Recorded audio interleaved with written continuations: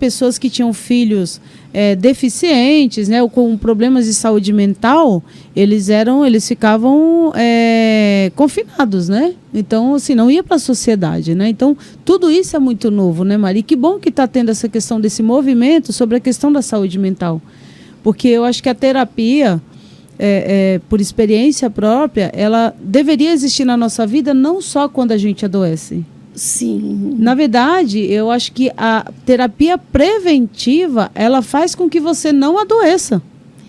E o que é importante, né, Márcia, é que o que a terapia nos vem ajudar é também você lidar, né? Como você lidar com aquele impulso, com aquela angústia, com aquela, né, que as pessoas falam, né, com aquele desespero que vem.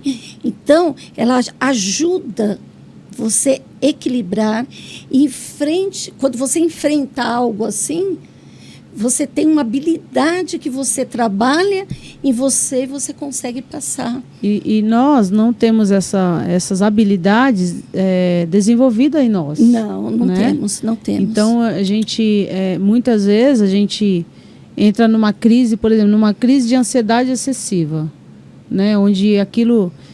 e aí a crise de ansiedade, o que ela vai gerar em você? Vai gerar medos, né? Então você começa a imaginar coisas que não existem ali na sua cabeça, não existe no real, mas na sua cabeça aquilo é real, né? Então você começa a ter uma crise de ansiedade. Quem já passou por uma crise, por exemplo, eu já tive uma crise de ansiedade que eu achei que eu estava infartando. Eu comecei a sentir dor no peito, o braço ficou dormente, então eu fui parar no hospital crente que eu estava infartando, e quando na verdade era uma crise de ansiedade. Sim, né, que foi criada. ar. E aí o que acontece? A nossa mente, ela cria, o nosso corpo físico sente. Então, naturalmente a gente vai fazer isso, porque todo o processo químico, ele está no nosso cérebro. Então, se eu imaginar que eu estou com dor, eu vou sentir dor, né? Se eu acreditar que aquilo é real, eu vou sentir dor.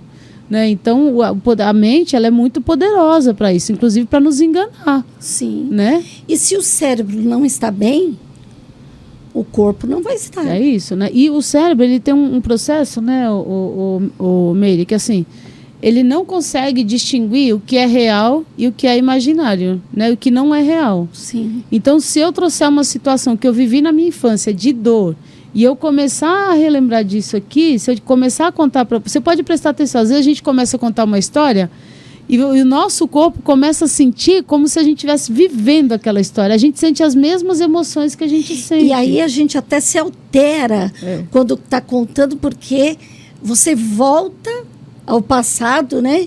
E você começa a contar e você gesticula como se você estivesse vivendo aquele momento novamente. É isso, né? Porque o cérebro, ele não tem essa capacidade de distinguir, né? O que é real agora, o que não, o que você está vivendo, né?